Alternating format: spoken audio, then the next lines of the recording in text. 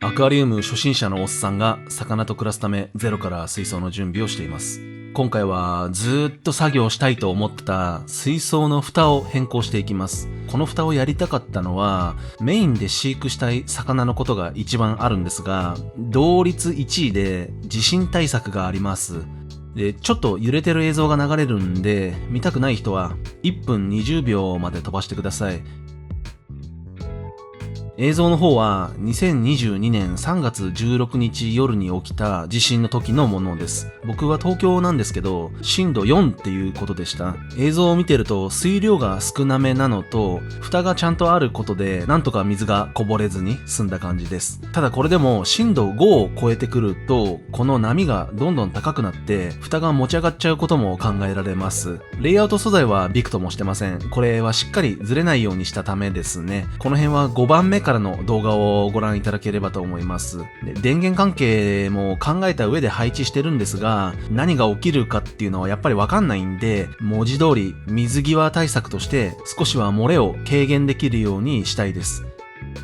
それと同時に改善したいところがいくつかあって、まず水槽に付属してた蓋はこのように上下2分割のガラス蓋です。厚みは5ミリで水槽サイズにかなりぴったり合ってます。この隙間がないのが逆に不便で、開け閉めするときに指を引っ掛けたりしにくいんですよね。で、隙間が小さいんで、このように水槽内に水蒸気が溜まってしまいます。これは湿度が飽和してるんで、気化熱の面から水温にも影響が出るはずです。ドワーフフロッグピットがうまく育たなかった要因の一つも、この群れが原因かと僕は考えてます。そしてこの蓋の切り欠きが、蓋1枚の四隅のうち1箇所しかないんですね。なので僕のように左右にパイプを配置してると、ちょっと都合が悪くて、こんな風に変な隙間もできちゃってます。あとはフランジがプラスチックなんで、フランジ自体の固定性がちょっと悪いのと、硬いんで、ガチャガチャガチャガチャうるさいっていうのも気になります。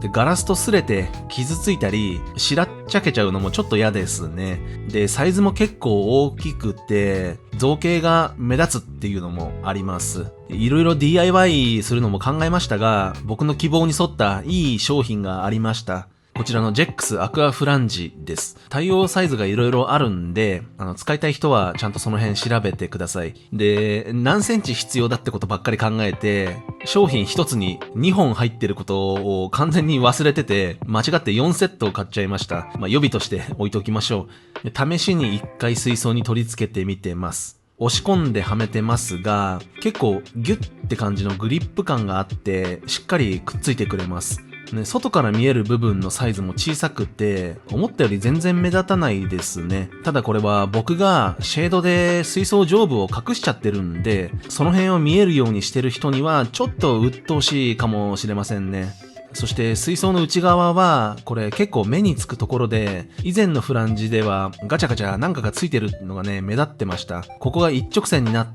てサイズも小さくなったんで、見た目としては僕は全然 OK ですね。ガラスを乗せる部分のサイズも付属品は2センチで、こっちでは 2.7 センチほどあって、ガラスを乗せる幅としても、波が出た時の返しとしても余裕が出た感じです。素材は PVC と書かれてますが、こんな風に若干弾力性があるんで、ガラス蓋が当たった時にクッション性も少し期待できると思います。なんですけど、水槽前面の縁はこのフランジをつけないことにします。シェードがあってもやっぱこれはみ出ちゃうんで、何もない方がいいかなっていうのと、水槽より前に作業できるくらいスペースがあって、そこにタオルをいつも置いてるんで、水がこぼれてもほんの少しは耐えられるかなっていう、非常に自分勝手な考えですね。ここから漏れる分には、水槽全方向から水が漏れるよりダメージは少ないと考えました。では、このフランジを水槽サイズに合わせていきます。硬質の PVC ではありませんが、ハサミで切るのはちょっ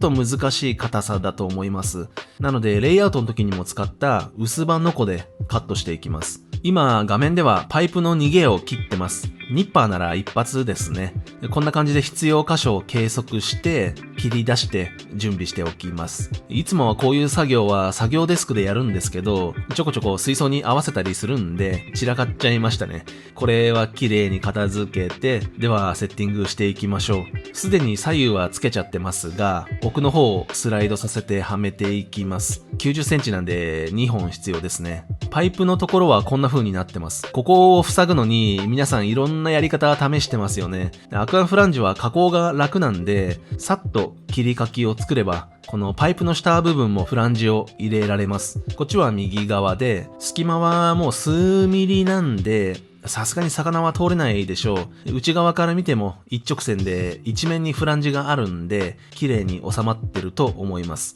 こんな風にガラス蓋が水槽側のガラスと接しないんで、動かす時の安心感もありますね。で、個人的に画面のように蓋を大きくスライドできるようになったのはすごい使いやすくて、枯れ葉がみたいに手を入れたい時ってあるんですよね。そういうのがね、かなりやりやすくなりました。ガラス蓋の切り欠きもぴったり合ってます。いい感じです。で、最初に話しましたが、付属の蓋のサイズが水槽にほぼぴったりなんで、蓋を指に引っ掛けにくいのと、あと、ガラスが2枚だと、ちょっと色々融通が効かないんですよね。なので、ガラスの蓋を別で用意することにしました。で、こちらがガラスです。お願いしたのは、オーダーガラス板 .com です。さすがにガラスなんで、梱包がすごい丁寧ですね。で、蓋をガラスにしたのは、水分に強くて、安定性があって、透明度があって、重量も欲しいからです。オーダーしたサイズはこんな感じで、3枚同じサイズですが、そのうちの2枚を 30mm でコーナーカットしてあります。1番と3番を入れ替えても使えるようにっていう感じですね。厚みは付属品より 1mm 厚い 6mm です。切断面は粗ずりっていう加工をしてます。厚みは丈夫にっていうより、これも重量を上げたかったので厚くしました。こんな風にコーナーカットがしてあって、6mm 厚だと重さも結構ずしっとしてますね。こうやって思い通りの製品が届くとね、すごい嬉しいです。テンション上がりますね。ではこの3枚を早速水槽に設置します。スライドして移動できるようになったんで、ただ置いていくだけなんですが、蓋同士の接触が少し気になるんで、シリコンチューブでクッションを作りました。これ適当に切って縦に切り込みを入れて、こんな風にはめるだけです。ナイスアイデアだぜとか思ったんですけど、大体こういうのって作業中にポロポロ落っこって結局使わなくなるんですよね。